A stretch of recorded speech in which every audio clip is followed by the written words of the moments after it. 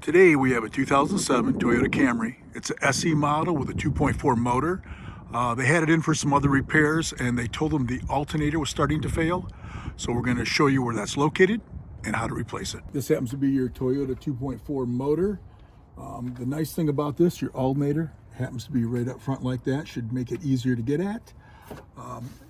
Before you start anything, you're going to want to look for a belt diagram because you are going to take the belt off.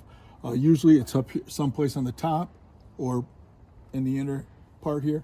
So you're just going to have to look for the belt diagram and what it is going to be like. Since this one doesn't have one, I printed one out, it's going to look like this. So when you remove the belt, you'll be able to put it back on. You purchased this one, you can see from CarQuest. But what you want to do before you start ripping anything apart, you want to look and make sure that it looks like the same one, because you don't want to get it all apart and find out you don't have the right alternator for your vehicle.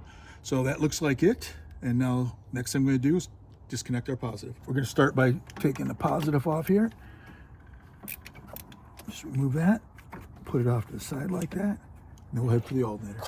You can either rent one of these. Of course, we purchased one years and years ago. This thing's old. But what you want is, this is a serpentine belt remover. It's a toolkit, and it has all variations to get that belt off. So we're going to use this and this to take our belt off. So this is your diagram, which you're going to have when you put your belt back on. To take this off, you got to get, this happens to be 19 millimeter. And we're going to go right down here.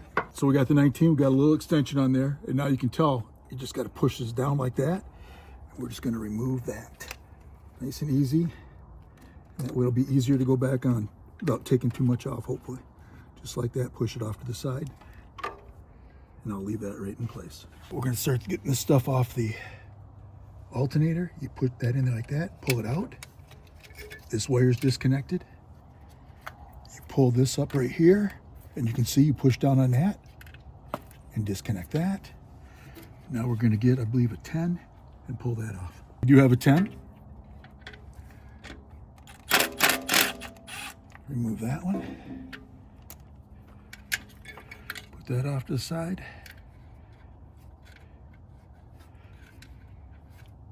Undo this one. Put that off to the side like that. And now we should be able to take off this bolt. And there's one more that I can't show you that's underneath down here. We'll take that off and we should be able to remove our alternator. It's hard to show you that bottom bolt, but you can see this one right here happens to be right there.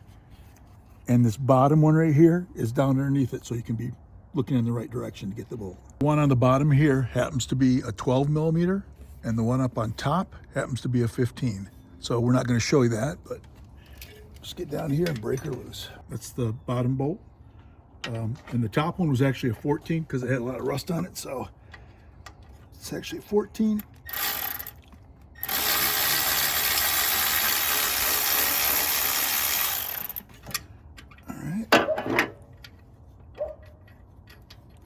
And that's what that one looks like, just like that. And now it should be ready to come out of here. Wiggle it, pull it right out. You can see it's the same thing exactly once you look at it. They did not put this bracket on, which mounts right there, so we're going to take this bracket off. We tried a Phillips, that didn't work. An open-end 8 should. Just break, yeah, it breaks right loose with that. So take that off and install it on the new alternator. As you can see, we installed our bracket.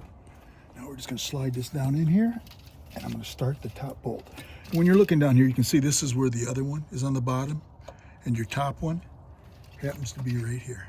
So we're going to put that like that, and I'm going to do my top bolt first. Like that. Start it by hand, of course. You have to play with it, wiggle a little to get it right there. Got this top one started, and now I'm going to go start the bottom one before I tighten it up. So I get this wiggle a little like that, and I can feel that bottom one started also. So now I'm going to snug up the top one first, and then the bottom one.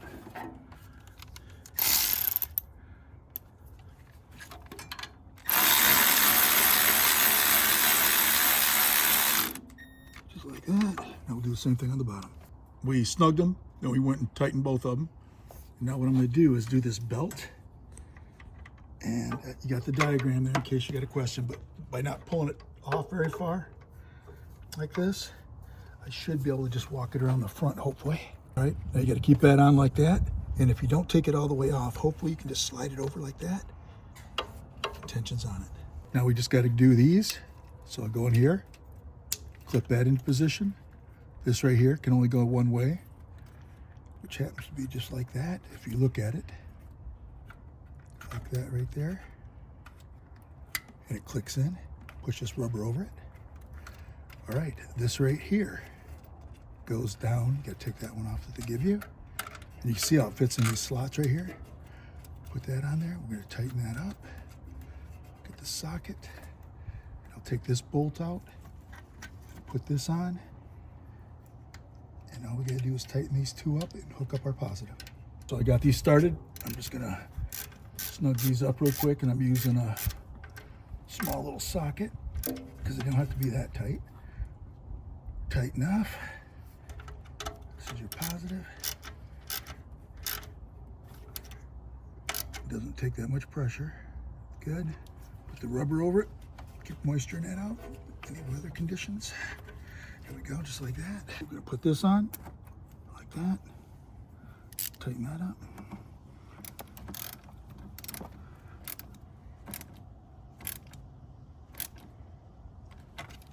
All right. And that's all it takes to do an alternator on a 2007 Toyota Camry with a 2.4 motor.